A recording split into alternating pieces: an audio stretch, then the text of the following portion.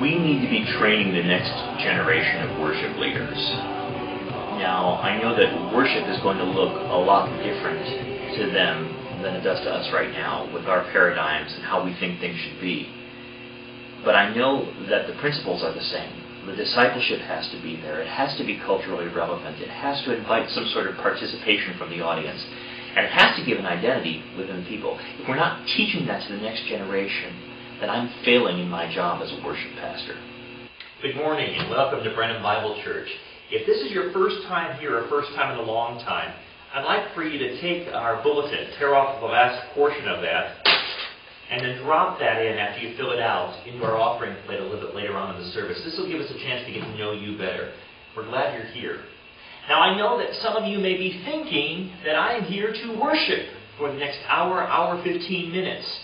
And I want to tell you that worship is not just something you do on Sunday mornings, but it is a lifestyle.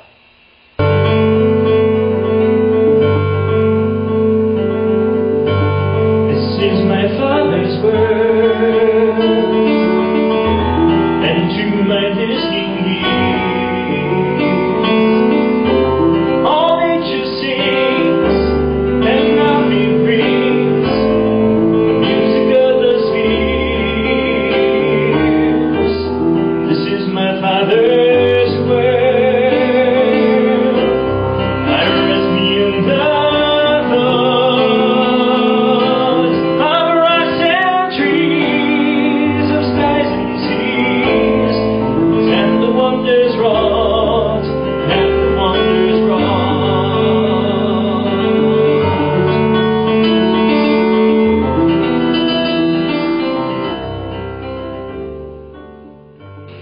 I grew up in a suburb of Chicago that was known for its factories and billowing smoke. I can remember being in 5th grade and playing for the talent show in my grade school.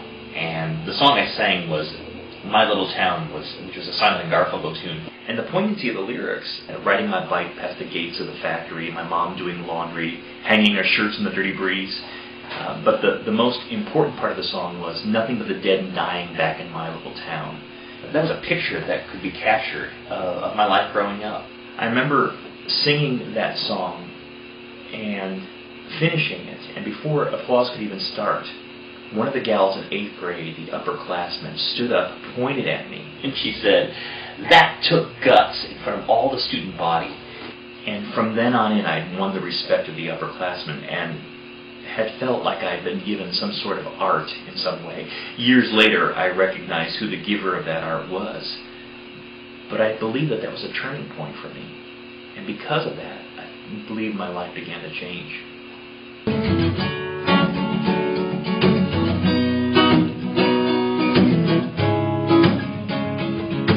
Come ye sinners, poor and needy, weak and wounded, sick and sore, Jesus ready stands to save you, full of pity, love and power.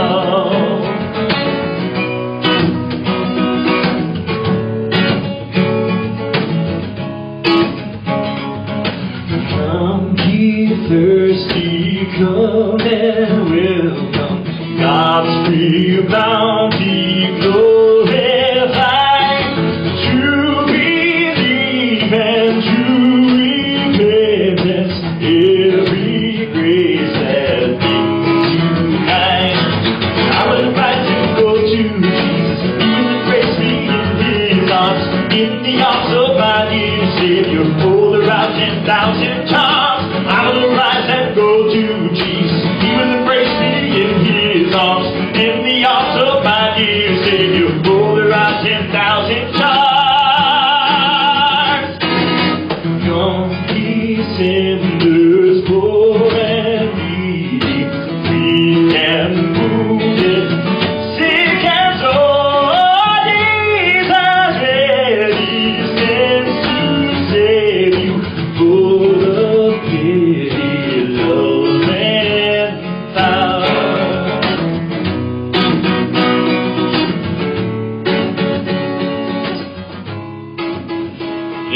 worship is the one thing that we know that we're going to be doing for eternity, how much more important is it for us to learn a lifestyle of worship? Someday we'll walk beside the Father. Someday we'll rest at His feet. Someday our trials will all be over. We'll be found.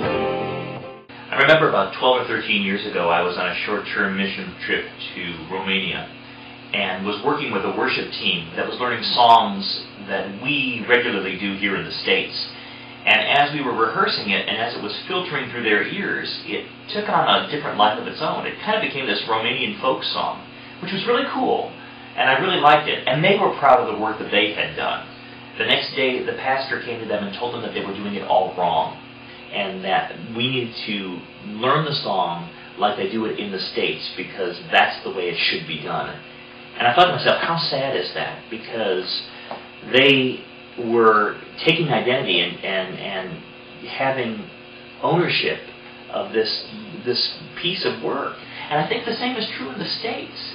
Whether you are urban or rural or suburban, if you're doing, Christian rock, grunge, ska, reggae, light rock, whatever it may be, even traditional stuff, if you're not culturally relevant to your audience, then you've missed the boat. And you've got to be a good sense of that in order to reach your audience. Give me Jesus. Give me Jesus. You can't have this whole world, but give me Jesus.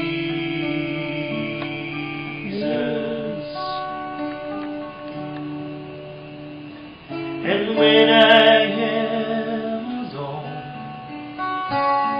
and when I am alone, and when I am alone, give me Jesus.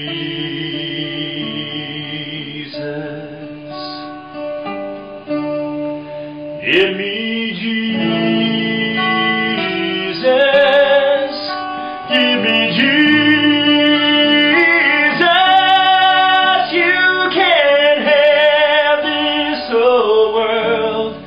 Give me Jesus.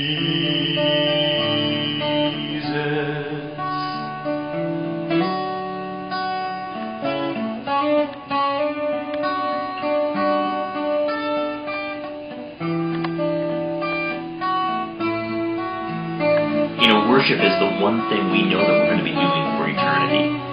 How much more important is it for us to be learning a lifestyle of worship now? And when I come to die, and when I come to die, and when I come to die, give me Jesus.